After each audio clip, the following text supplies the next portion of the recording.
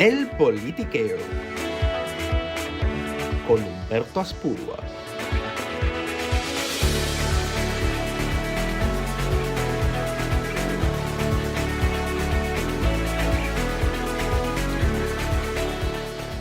Nuestro mundo está en constante cambio, inmerso en una red tecnológica que ha superado nuestras pantallas y ahora influye en nuestras políticas y relaciones sociales.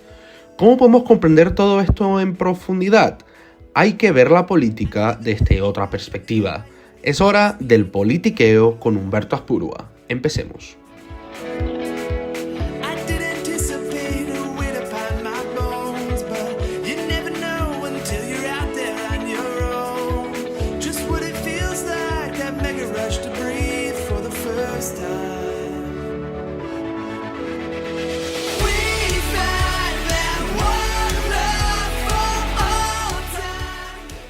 Para entender cómo las redes influyen en nuestras vidas, más allá del ocio, debemos comenzar con quienes más las consumen, los jóvenes. Según la 15ª edición del estudio de las redes sociales de IAB Spain, el 94% de los jóvenes entre 18 y 24 años utilizan las redes sociales de alguna forma.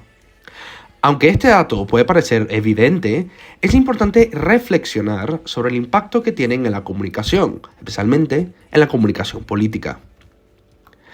Como nueva generación de votantes, los jóvenes se han convertido en un objeto prioritario de los partidos políticos que buscan convencerlos recurriendo a las redes sociales. El presidente de las nuevas generaciones del Partido Popular de Madrid, Ignacio Dancausa, lo describe así. Hay que ser consciente que los jóvenes, por suerte o por desgracia, cada vez consumen menos los medios de comunicación y no tiene mucho sentido que yo venda algo que hacemos para los jóvenes en el ABC, porque no sé yo cuántos jóvenes, uno, leen el ABC, dos, pagan la suscripción del ABC, o sea, te reduce muchísimo el mensaje, el impacto. Sin embargo, no basta con diseñar campañas dirigidas a los jóvenes en redes sociales de manera ingenua. La presidenta de AES Cataluña, Lucía Teoctisto, advierte lo siguiente. Yo creo que lo principal es no tratar de esconder, ¿no? O sea, los jóvenes creo que somos mucho más rápidos en agarrar las cosas y en tomar conciencia de lo que está pasando, de lo que estás intentando venderme, de lo que se suele pensar.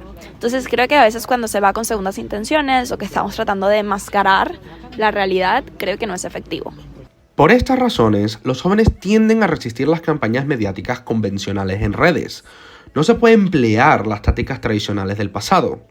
Ignacio Dancausa explica cuál es la clave para llegar a los jóvenes.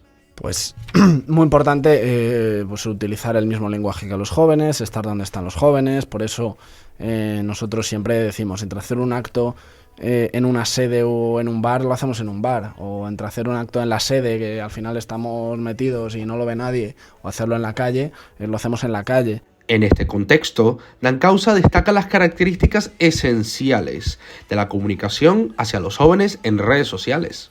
Bueno, hay que tener un poquito de desparpajo y hay que intentar salirse de lo que tú te imaginas que tiene que ser la comunicación habitual de un partido de gobierno, del primer partido de España, como es el Partido Popular. Si tú te centras en los mensajes de, defendemos estos valores y tal, no, la comunicación tiene que ser distinta, tiene que ser más cercana, los vídeos tienen que tener más desparpajo, los vídeos tienes que ser ingenioso, tienes que tirar de sarcasmo, de ironía, ¿no?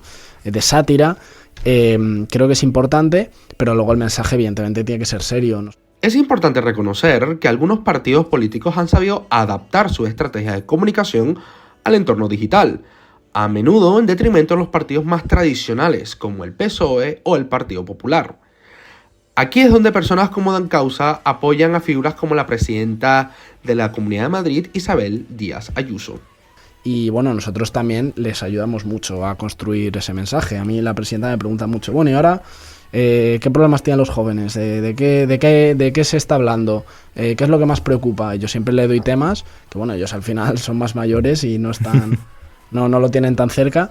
Pero, ¿qué partidos han sabido adaptarse mejor? El secretario general de la Juventud Socialista de Toledo, Nacho Hernández, lo explica. Cuando aparece Vox o cuando aparece Podemos, ahora Sumar o Más Madrid funciona muy bien en redes sociales, sus departamentos de comunicación son gente muy joven. Y son gente que entiende las redes sociales, entiende cómo se funciona, entiende qué mensajes llegan a la gente joven y sabe muy bien cómo segmentar los mensajes en redes sociales. Partidos tradicionales han intentado innovar, como lo demuestra la presencia del presidente del gobierno Pedro Sánchez en el podcast La Pija y la Kinky. Sin embargo, estas estrategias no han generado la misma fidelidad entre los jóvenes que logran otros partidos más extremos. ¿Por qué? Porque estos últimos apelan a un ecosistema de constante tensión política y creación de bandos, inyectando polarización en las redes. La profesora Eva Ladro de la Facultad de Ciencia de la Información explica el porqué. ¿Por qué? Bueno, pues porque la política ahora mismo permite la polarización, es decir, crear dos bandos, dos enemigos que luchan y tienen una contienda, y entonces en ese enfrentamiento lo que ocurre es que se hace una política muy emocional, y eso en redes va muy bien. ¿Por qué va muy bien? Porque sirve para reducir lo que podríamos llamar la complicación de la política. Simplemente tú creas una guerra entre dos bandos y en esos dos bandos hay insultos, etcétera. Con eso ya tienes una estructura muy sencilla que en las redes pega muy bien. Esta polarización es particularmente efectiva porque muchas de esas guerras culturales en redes sociales están lideradas por los jóvenes que se posicionan en un lado u otro. Los jóvenes están construyendo un nuevo escenario comunicativo porque, como señala Ladro, buscan distinguirse. Yo creo que fundamentalmente porque la juventud se quiere distinguir de las generaciones anteriores. Entonces, para distinguirse hay un lenguaje, digamos es un lenguaje de grupo, que es el lenguaje de las redes, son las pequeñas jergas, los memes. Esto no quita que en determinadas situaciones abordar temas difíciles en lugar de separarlos pueda unir aún más a los jóvenes. Esta es la perspectiva de Lucía Teotquisto. Creo que a veces tendemos a tener miedo de tener conversaciones difíciles por miedo de alienar a los jóvenes, y en mi experiencia, cuando yo he tenido las conversaciones difíciles han sido los momentos en los que de repente he podido conectar aún más, ¿no? Porque precisamente eso es lo que suele pasar, te subestiman y asumen que es que no tienes la capacidad para lidiar con estos temas. Sin embargo, la necesidad de constantemente distinguirse puede llevar a una gran parte de los jóvenes sean extremadamente políticos o estén polarizados, mientras que otros optan por desentenderse del caos que les rodea. Este último grupo muchas veces es el que domina, con la abstención entre los jóvenes creciendo en los últimos años. Para afrontar una generación tan volátil, Ladro detalla las estrategias que los políticos aplican hacia diferentes grupos. Si los votantes están polarizados, ellos ofrecen un mensaje para los polarizados, que es un mensaje efusivo de salgamos a la calle, vistámonos de guerrilleros o de guerreros medievales y contribuyamos a los mítines, etcétera. Si la gente está desencantada, entonces lo que hacen es captarlos por el lado de la destrucción del lenguaje político, de la antipolítica. Les ofrecen algo que no se define como política. Existe un grupo ideológico que ha sabido jugar muy bien sus cartas y dominar la comunicación en redes entre los jóvenes en los últimos años, la derecha. Aunque parezca sorprendente, Eva Ladro detalla cómo está actualmente construido el ecosistema comunicacional. La izquierda tiene efectivamente el marco porque es la que ha definido, las condiciones del Estado de Derecho, del Estado social. Y la derecha lo que está haciendo es proponer cambios en ese marco. Entonces, lo interesante es que la izquierda tiene el marco porque es la que está definiendo las políticas, etcétera, pero está actuando como reactivamente, no tienen la iniciativa, simplemente es la definición del marco porque las libertades, la democracia, el estado de bienestar, todo eso pertenece, al discurso del gobierno de la izquierda.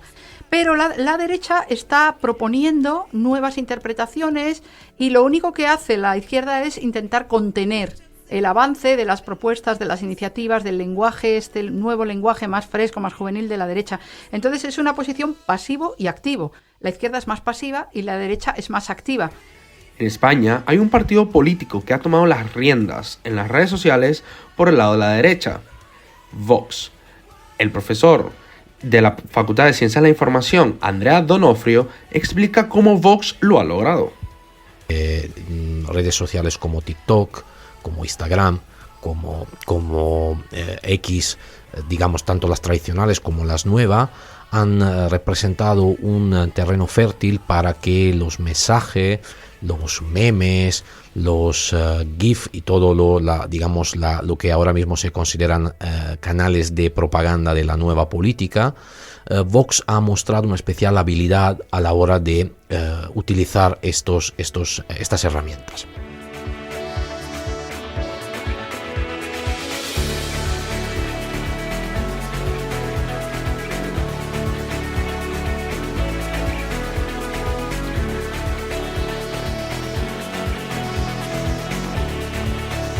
En el próximo episodio profundizaremos en cómo el mensaje conservador de Vox ha calado en las redes sociales, sus claves y cómo ha transformado la política española. Porque hay que continuar viendo la política desde otra perspectiva en el politiqueo.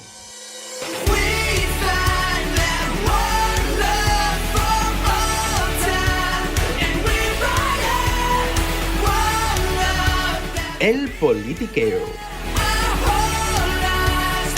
con Humberto Aspurua.